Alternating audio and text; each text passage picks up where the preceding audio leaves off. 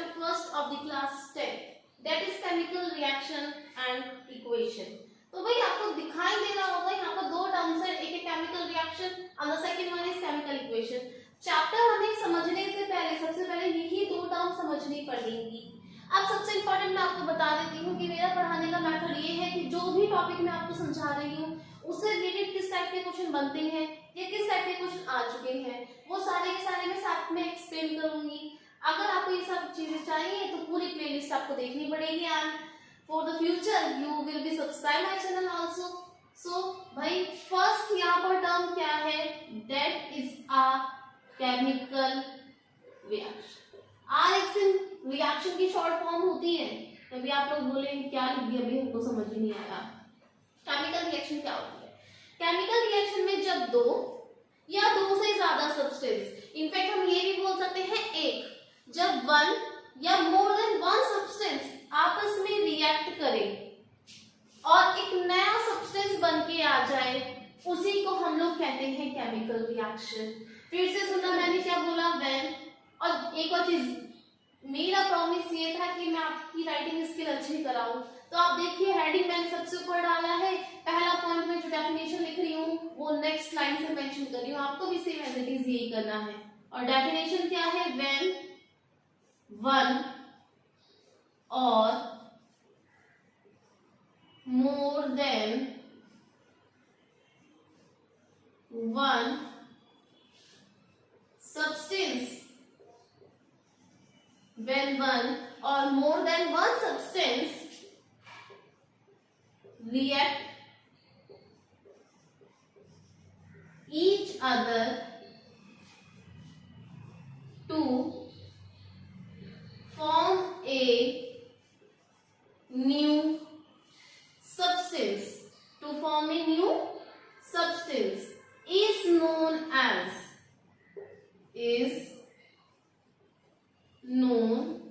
as chemical reaction. इतने तो आप इंटेलिजेंट तो केमिकल रिएक्शन लिख ही लेंगे. न्यू सब्सटेंस में अंडरलाइन मैंने इसलिए करा है क्योंकि ये बड़ा इंपॉर्टेंट है यहाँ पर. फिर से सुनना, मैंने क्या बोला, जब एक या फिर एक से ज्यादा सब्सटेंस आपस में रिएक्ट करेंगे और एक नया सब्सटेंस बन के आ जाएगा, उस टाइप की रिएक्शन को हम लोग क्या बोलते हैं, यहाँ पर केमिकल रिएक्शन बोलेंगे. एक एक वर्ड को बड़े ध्यान से देखते चलना, क्योंकि अगर आप यहाँ ये न्यू सब्सटेंस नहीं लिखोगे तो आप प्रोडक्ट लिखने वाले हो तो ठीक है आपका आंसर, अदरवाइज आंसर हो जाएगा गलत. या तो न्यू सब्सटेंस मेंशन करोगे या फिर क्या मेंशन करोगे, प्रोडक्ट. अगर ये दोनों चीजों में से कुछ अलग मेंशन कर दिया तो भी आंसर गलत हो जाएगा आपका. ये बात मैं क्लियर बता रही हूँ क्योंकि वो आगे के टॉपिक में समझ में आएगा कैसे. सेकंड पॉइंट, एक चीज आपको ध्यान रखनी है, फर्स्ट पॉइंट में डेफिनेशन, सेकंड पॉइंट में एग्जांपल. एक चैप्टर में ये दो काम तो भूलने ही नहीं है. एग्जांपल क्या हो जाएगा, कुछ भी ले लीजिए. सपोज कर लीजिए आपने क्या ले लिया, हम ले लेते हैं magnesium. Magnesium is react with oxygen, then the magnesium oxide is formed. Then the magnesium oxide is formed. अगर आप में से बहुत सारे बच्चों को फॉर्मूले बनाने नहीं आते होंगे तो उसके लिए एक वीडियो बना दी जाएगी, बट उसके लिए आप मुझे पहले इन्फॉर्म करेंगे. तो देखिए मैग्नीशियम किसके साथ रिएक्ट कर रहा है, ऑक्सीजन के साथ, तो मैग्नीशियम ऑक्साइड बन के आ रहा है. Now we will balance it. Oxygen 2 है, ऑक्सीजन को 2 कर दो. आपको बैलेंसिंग नहीं आती, घबराना नहीं, क्योंकि बिल्कुल अलग से क्लास चलेगी इसकी. अब आपको हर एक टॉपिक के नीचे जितने आप एग्जांपल लिखोगे, जितने आप रिएक्शन लिखोगे, उनके नीचे उनके नाम जरूर लिखने हैं. यही डिफरेंस होता है एक नॉर्मल बच्चे और एक टॉपर बच्चे में. मैग्नीशियम, ये क्या थी हमारी ऑक्सीजन, और ये क्या था मैग्नीशियम ऑक्साइड. अगर आपको ये फॉर्मूले बनाने में प्रॉब्लम है जो कि क्लास 9 में थे तो आप बता दीजिएगा, मैं यहाँ पर उसको इंक्लूड कर दूंगी. क्या हुआ, जब मैंने क्या बोला, जब एक या एक से ज्यादा सब्सटेंस आपस में रिएक्ट करेंगे, एक नया सब्सटेंस बन के आएगा, उसी को हम लोग कहते हैं केमिकल रिएक्शन. अब बात हम करेंगे इस एरो को क्या कहते हैं. ये चीज क्लियर, केमिकल रिएक्शन क्लियर, कोई डाउट तो नहीं. इस एरो को हम लोग बोलते हैं गिब्स. ये चीज आपको याद रखनी है. मैं क्या बोलूंगी इसको, magnesium is react with oxygen, magnesium plus oxygen gives magnesium oxide. अगर इसको लैंग्वेज में बोला जाए तो किस तरीके से बोला जाएगा, magnesium is react with oxygen then magnesium oxide is form.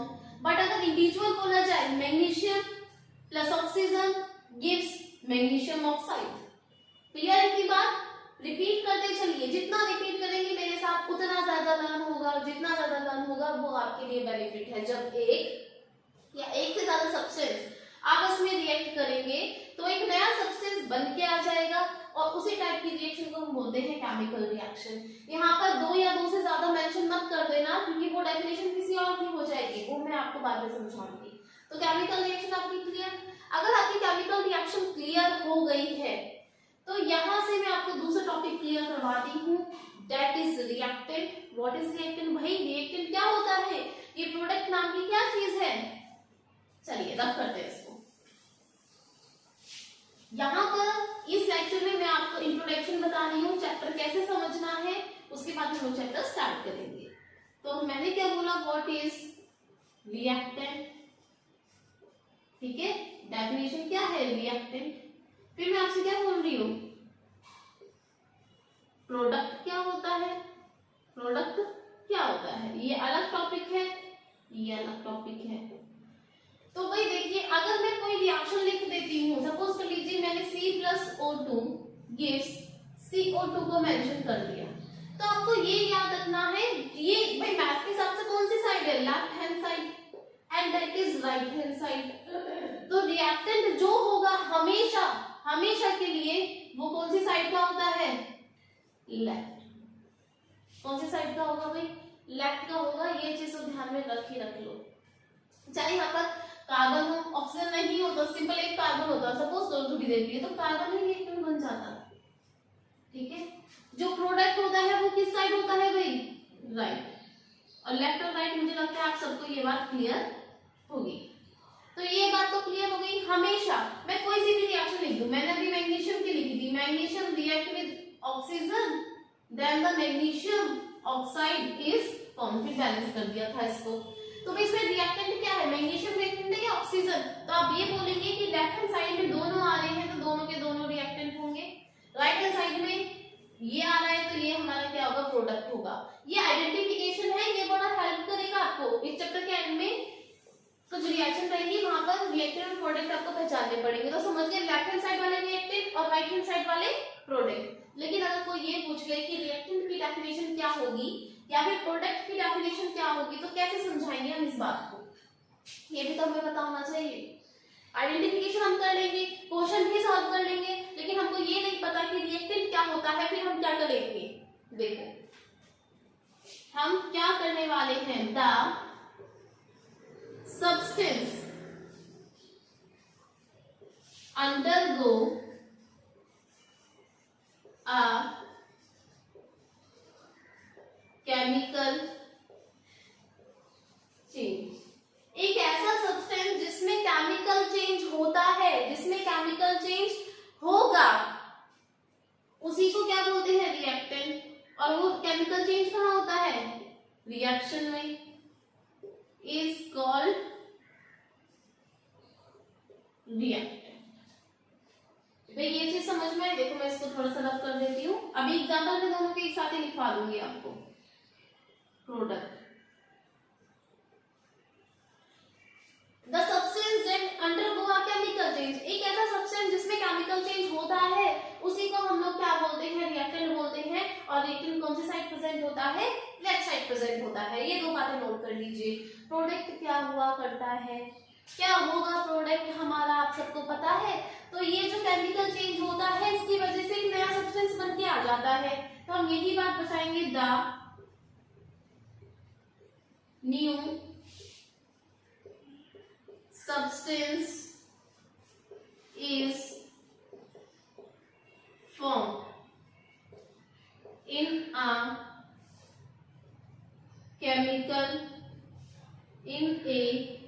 chemical reaction is called product। जिसमें केमिकल चेंज होता है वो रिएक्टेंट, उस केमिकल चेंज से जो एक नया सब्सटेंस बन के आता है वो product. Let me take an example. Magnesium का मैं रिपीट इसलिए कर रही हूँ ताकि आपको लर्न हो जाए। एक एग्जांपल को अगर मैं 10 बार रिपीट कराऊंगी तो गारंटी है आपको लर्न होगा। ये हो गया अपनी लेफ्ट हैंड साइड में ये ही है ना, तो आप पहचान तो गए ये रिएक्टेंट है और ये क्या है हमारा प्रोडक्ट है।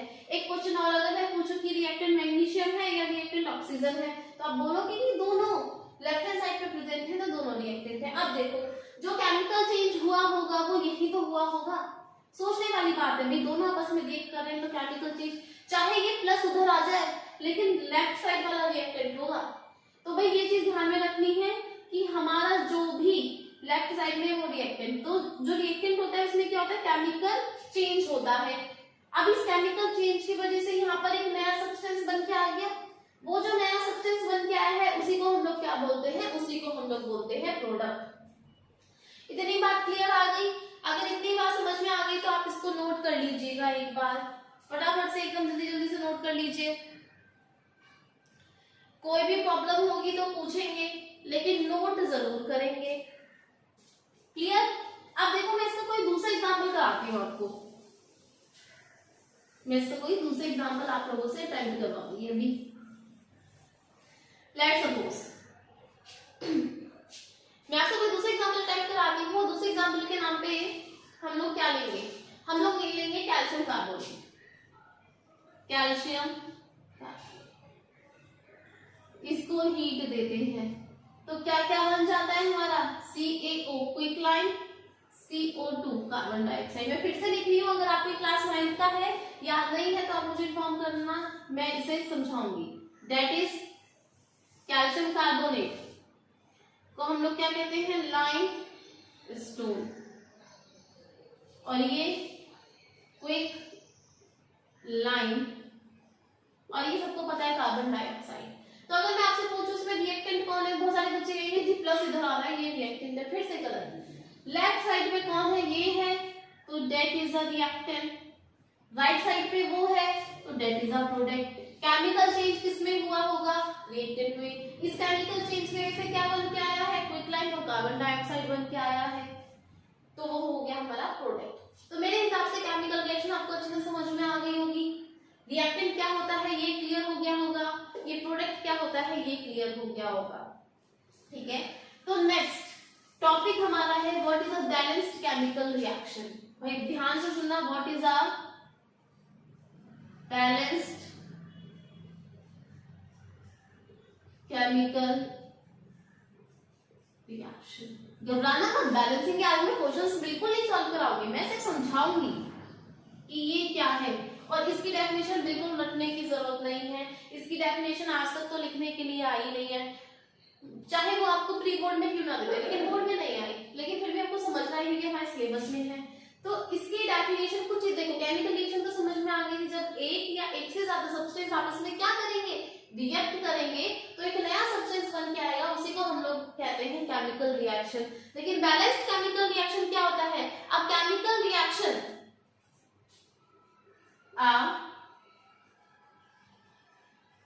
chemical reaction in which number of atoms of each element in reactant side is equal to the product side। बिल्कुल समझ में नहीं आया होगा, कोई दिक्कत नहीं, मत समझो, एग्जाम्पल देख लो। फिर से मैं मैग्नीशियम का ही लूंगी ताकि आपको समझ में आए। मैग्नीशियम ऑक्सीजन के साथ रिएक्शन करता है O2। कुछ देर बाद नेक्स्ट लेक्चर्स में मैं आपको समझाऊंगी किसके साथ यहाँ 2 लिखना कंपलसरी है, किसके साथ 2 नहीं लिखा जाता है। बस आप लोग प्लेलिस्ट को वॉच करते रहिए। रिएक्शन वही बिल्कुल सेम वही है। मैंने क्या बोला, एक ऐसी केमिकल रिएक्शन, अच्छा ये तो ज्यादा ही टेढ़ा हो गया है, reactant side is equal to, क्या बोला है मैंने कि एक ऐसी chemical reaction number of atoms of each element. तो पहले पहचानो कितने एलिमेंट है, एक तो मैग्नीशियम है, एक ऑक्सीजन है, इस साइड भी एक मैग्नीशियम है, एक ऑक्सीजन। ईच एलिमेंट का मतलब है, सपोज कर लो हम सबसे पहले मैग्नीशियम की बात करें, तो मैग्नीशियम के जितने एटम्स यहाँ पर होंगे उतने ही एटम्स आपके प्रोडक्ट की साइड होने चाहिए। ये कहते हैं बस बैलेंस केमिकल रिएक्शन। बैलेंस का मतलब क्या होता है, दोनों साइड इक्वल हो। इक्वल क्या होंगे, नंबर ऑफ एटम्स। किसके एटम्स होंगे, देखिए भाई बैलेंस केमिकल रिएक्शन क्या कहता है कि एटम्स ईच एलिमेंट के इक्वल होने चाहिए, रिएक्टेंट की साइड भी और प्रोडक्ट की साइड भी। भाई कुछ नहीं है, बैलेंस का मतलब इक्वल है। इक्वल क्या चीज होगी, एटम्स। किसके एटम्स होंगे, एलिमेंट्स के। जितने एक एलिमेंट के एटम रिएक्टेंट की साइड है उतने ही एटम्स उसी एलिमेंट के प्रोडक्ट की साइड होने चाहिए। सपोज करो मैग्नीशियम कितना है यहाँ पर 1, मैग्नीशियम कितना है यहाँ पर 1, ऑक्सीजन कितना है 2, ऑक्सीजन के कितने एटम्स हैं, 2 हो गए ना भाई। ऑक्सीजन के कितने एटम्स हैं 1। और आपको ये चीज ध्यान रखनी होगी कि जब भी हम बैलेंसिंग करते हैं, जब भी हम बैलेंसिंग करेंगे, कभी भी हम इसको तो छेड़खानी नहीं करने वाले, क्योंकि फिर 9th के हिसाब से क्या हो जाएगा, फॉर्मूला गलत हो जाएगा। ऐसा कोई फॉर्मूला ही एग्जिस्ट नहीं करता होगा। तो हम लोग जब भी 1 2 3 कुछ भी ऐड करेंगे तो वो आगे ऐड करना पड़ेगा हमें। हम लोग कहाँ ऐड करेंगे, आगे ऐड करेंगे। ये चीज आपको माइंड में एकदम बैठा लेनी है कि जब भी बैलेंसिंग करेंगे तो एलिमेंट के आगे लिखेंगे। देखो ऑक्सीजन 2 है, ऑक्सीजन को बैलेंस करने चले तो हमने यहाँ 2 ऐड कर दिया, 2 लगा दिया, तो ऑक्सीजन कितना हो गया 2। ये जो आगे लिखा जाता है ना, ये दोनों एलिमेंट के लिए काउंट होगा, यानी ऑक्सीजन भी 2 हो गया, साथ में और क्या 2 हो गया, मैग्नीशियम भी। तो मैग्नीशियम को भी 2 बनाने के लिए हमें कितने की मल्टीप्लाई करनी पड़ेगी, 2 की मल्टीप्लाई करनी पड़ेगी। अगर हम ऐसा कर देते हैं तो ये रिएक्शन क्या हो चुकी है, balanced. Now we take an another example, H2 + O2। इससे मत घबराना कि आप 2 क्यों ले रहे हो, बिल्कुल मत घबराना। जिस वीडियो में मैं आपको बैलेंसिंग करना सिखाऊंगी उस वीडियो में मैं क्लियर बताऊंगी किन के साथ 2 लिया जाता है और किन के साथ 2 नहीं लिया जाता। देखिए ठीक भाई, आप सबको अच्छे से पता है क्या बन के आ जाएगा, H2। अब इसको देखो, H के कितने एटम्स है 2, H के कितने एटम्स है 2, ऑक्सीजन के कितने हैं 2, ऑक्सीजन के कितने हैं 1। अब ऑक्सीजन बैलेंस करने के लिए यहाँ पर मेंशन करोगे, नो यहाँ मेंशन नहीं होगा। कहाँ हम मेंशन कर सकते हैं, आगे। ऑक्सीजन 2 हो गया, ऑक्सीजन 2 हुआ, उसके साथ और कौन था, हाइड्रोजन। ये डिसबैलेंस हो गया। अगर किसी के आगे भी लिखा है और उसके नीचे भी है तो उन दोनों की क्या करते हैं हम लोग, मल्टीप्लाई। अब यहाँ पर हाइड्रोजन कितना हो गया है, 2 2 जा 4, हाइड्रोजन कितना है 2, तो यहाँ क्या कर देंगे 2 की मल्टीप्लाई, ताकि 2 2 जा 4 हो जाए। तो हाइड्रोजन 4 है रिएक्टेंट की साइड, हाइड्रोजन 4 है रिएक्टेंट की साइड, ऑक्सीजन 2 है, ऑक्सीजन भी 2 है, तो ये भी हो गया हमारा बैलेंसिंग। और इसी टाइप की रिएक्शन को जहां पर number of element of each element, जितना रिएक्टेंट की साइड है अगर उतना ही प्रोडक्ट की साइड हो जाता है, that is known as balanced chemical reaction. Clear. इस एरो को क्या बोलते हैं भाई, गिब्स बोलते हैं। ये भी डन हो गया। अब एक हमेशा जल्दी जल्दी से रिपीट करो, what is a chemical reaction. Chemical reaction मैंने आपको क्या समझाई थी, केमिकल रिएक्शन क्या होती है, जब एक या एक से ज्यादा सब्सटेंस आपस में क्या करें, रिएक्ट करें और एक नया सब्सटेंस बन के आ जाए, that is a chemical reaction. ठीक। उसके बाद आपको मैंने क्या समझाया था, reactant and product. Left hand side वाला हमेशा क्या होगा, रिएक्टेंट, राइट साइड वाला क्या होगा, प्रोडक्ट होगा। जिसमें केमिकल चेंज होता है, जिसमें केमिकल चेंज होगा, जो केमिकल चेंज के लिए जाता है वो रिएक्टेंट होगा या प्रोडक्ट, गुड, रिएक्टेंट होगा। और जो नया सब्सटेंस बन के आता है वो क्या होता है, प्रोडक्ट होता है। तीसरी चीज हमने पढ़ी थी balanced chemical reaction. Balanced chemical reaction क्या होती है भाई, कि number of atoms of each element that is in reactant side is equal to the product side. This reaction is known as balanced chemical reaction. इतना समझ में आ गया। अगर इतना समझ में आ गया है आपको तो नेक्स्ट लेक्चर से टाइप ऑफ रिएक्शन स्टार्ट हो जाएगा, बट उससे पहले ये सारी चीजें आप लोग की नोटबुक में मेंशन होनी चाहिए। ओके, आज हम इतना ही करेंगे। ठीक है, बाय बाय।